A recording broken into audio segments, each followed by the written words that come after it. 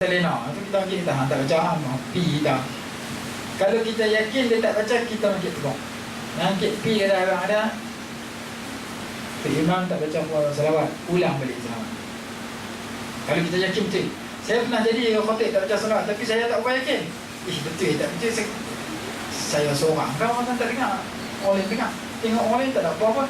Habis biasanya rupanya sekerat masjid tahu kita tak baca salawat. Saya main orang lain. Habis dia tanya awak, ustaz tak tengok? Tengok apa aku lena sekarang.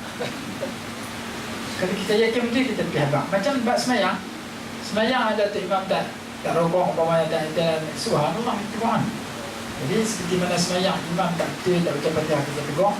Maka dalam masalah khutbah, kita tahu tak cukup rukun, kita terus makin pergi habang.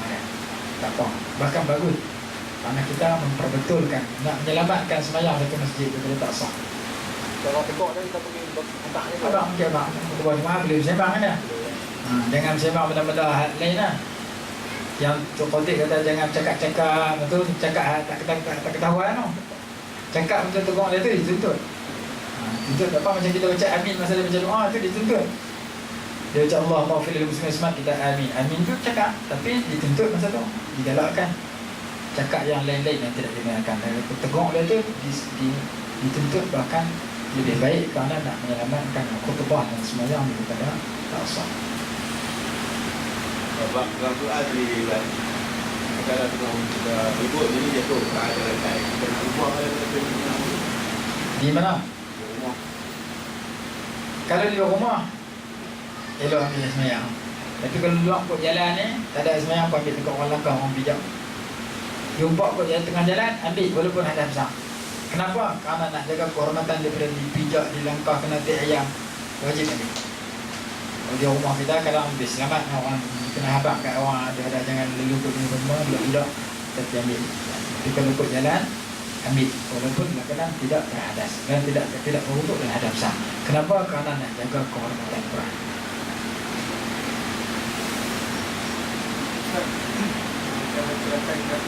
Ada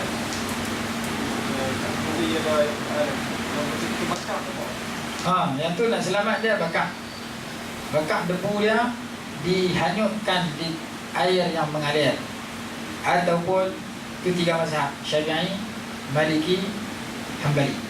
Mazhab Hanafi boleh ditanam di tempat yang orang tak langkah, cari tempat lain. Tak mau bakar, tak mau hanyut, hantar pergi tempat percetakan. Apa hal ustaz? Apa aman press ke apa? Pergi agak ni ayat Quran.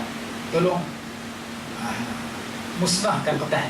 Daripada cara dia. Daripada mesin perancang dia kemudian dia buat dia ada daripada tempat khas untuk melupuskan ayat Quran yang ada dalam soalan periksa dan sebagainya. Kalau kita tak boleh buat itu, simpan, jaga dia. Kerana tak sama ayat Quran dengan ayat biasa. Kalau dia pejabat mufti tu ada tempat khas. Siapa-siapa yang nak umai tak ayat Quran, tak mau tak erti nak buang apa semua, buah lah tu kan. Dia akan bawa sempurna banyak, dia hantar pergi ke cetakan tadi. Cetakan tu dia ada satu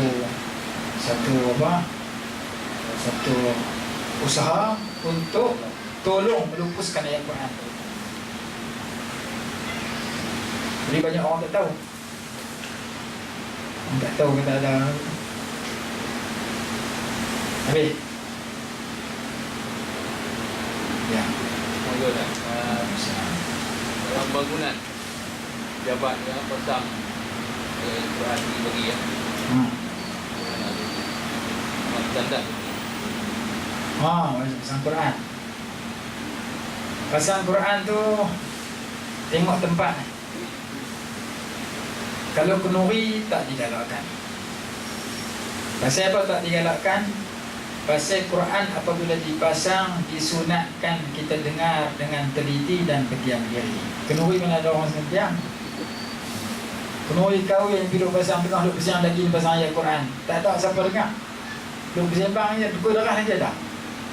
Jumpa kawan dia daripada Perak, apa menekan dia balik kenuri. Sembang bab dunia, bab kenuri, tak ada orang yang dengar Quran melainkan bunyi seorang-seorang dia. Jadi program kenduri kahwin, jangan pasang Quran. Nak pasang ceramah. Pasang ceramah, pasang nasyid, apa. Jangan pasang ayat Quran. Kerana ketika itu orang tak peduli kepada Quran. Masa tu orang nak sembang 4 kali, 5 kali, nak jumpa setahun sekali, kadang-kadang 5 tahun sekali. Tengok tak mana pun orang tak dengar.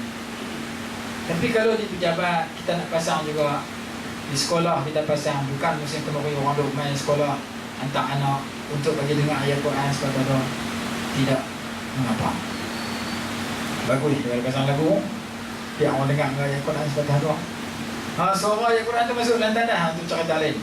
Mana boleh tutup tanah? Tutup tanah, kuncinya orang pakai tak masuk. Yang tu suara dia, bukan ayat Quran itu dibaca dalam tu, baca di luar, cuma ada pi masuk dalam tu. Yang tu masjid macam mana? Tu imam jadi imam yang baca Quran buh mikrofon sini. Masuk suara dalam tanah.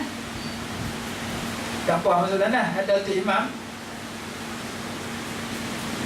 Handphone dia bunyi tengah semayang lohong. Pakai mikrofon apa bunyi lagu Abang Becak. Tu imam pakai handphone bunyi lagu pula Abang Becak. Tengah-tengah semayang bunyi Abang Becak. Ingat satu Korea. Saya masuk dalam mic ni. Buka lah lagu sedap ni. Jadi kita baca Quran tu, imam baca Quran dalam Masjidil Haram, semua dengar atas tempat masuk dalam tanah. Tidak mengapa, kerana bukan kita pergi baca dalam tanah, suara tu yang pergi. Tentang ayat Quran yang kita gantung di dinding. Ya. Rumah 2 tingkat. Rumah 2 tingkat. Orang tingkat atas boleh bijak tak? Yang tu tak apa lah. Pasal yang tu pasal kita anggap tingkat lain. Macam ayat Quran yang diletakkan dalam terbang kan bawah beg. Dalam beg tu ada Quran dan sebagainya. Kagu, orang tu ada tingkat atas. Termasuk bangunan-bangunan yang tinggi. Jadi kita anggap ini rumah kita, ini rumah balik. Kalau rumah, jadi kita tak anggap dia sebagai satu rumah yang satu. Cuma berbeza dalam masalah masjid. Dalam masalah masjid, ulama kata kalau nak buat masjid jangan buat buah bangunan. Kerana masjid 7 lapis bumi, 7 lapis langit dianggap masjid. Seelok-elok masjid itu dia sendiri. Nak buat tingkat atas masjid juga. Tingkat atas masjid dia. Jangan satu bangunan tu ada 10 tingkat, masjid di tingkat bawah, 9 tingkat lagi orang tu. Atas bila dia apa? Keadaan haid dan sebagainya, tanah apa semua duduk atas. Tidak digalakkan.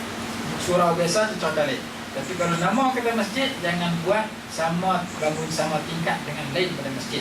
Mesti masjid, sebelum Masjid Haram, tingkat bawah pun masjid, tengah pun masjid, atas pun masjid. Sehingga kan orang nak bawah, tingkat bawah pun sah, tengah pun sah, atas pun sah. Sa'i bawah boleh, tingkat 2 boleh, tingkat 3 boleh. Kerana seluruh udara tu dianggap tempat sa'i. Seluruh udara masjid adalah masjid.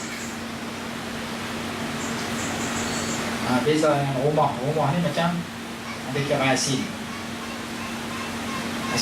daripada rumah orang lain. Mana tu rumah dia beli, bukan kita beli. Dia ada tingkat atas, dia ada tingkat bawah. Sebagaimana kita bawa barang di bonet, di perut ke terbang, dalam tu kadang-kadang ada ayat Quran yang dibawa, ada kitab. Tapi orang duduk atas terbang, tidak tahu tak boleh. Jadi rumah kita pun begitu juga. Ini rumah kita, sini rumah. Okey ya. InsyaAllah kita sambung. Dia tak ada baca banyak-banyak tajuk. Sekali jumpa satu tajuk. Tidak ada caramok masuk tajuk dia pula. Jadi tajuk akan datang kita sambung pada muka surat apa ni? 50 bab istinja. Akan datang kita akan baca bab istinja muka surat 53. Alhamdulillah insyaallah. Ya. Buat sembahyang wuduk kita. Macam mana sekali? Solat sunat wuduk. Kita ni solat sunat wuduk 24 jam. Bila-bila masa. Kerana sebab dia terdahulu. Wuduk dulu baru semayang. Semayang tu dilakukan kerana wuduk. Wuduk dulu baru semayang. Sebab terdahulu boleh bila-bila masa. Macam solat tahiyat masjid. Masuk masjid dulu baru semayang solat tahiyat masjid. Boleh 24 jam. Yang tak boleh sebab kemudian. Contohnya sunat ihram. Semayang sunat ihram dulu baru niat ihram. Niat ihram kemudian tak boleh. Sunat ihram, sunat hajat tak boleh. Sebab sunat hajat kita baca doa hajat tu lepas semayang. Sunat hajat tak boleh buat waktu lah. Sunat ihram tak boleh buat waktu lah. Sunat wuduk boleh bila-bila masa. Sunat tahiyat masjid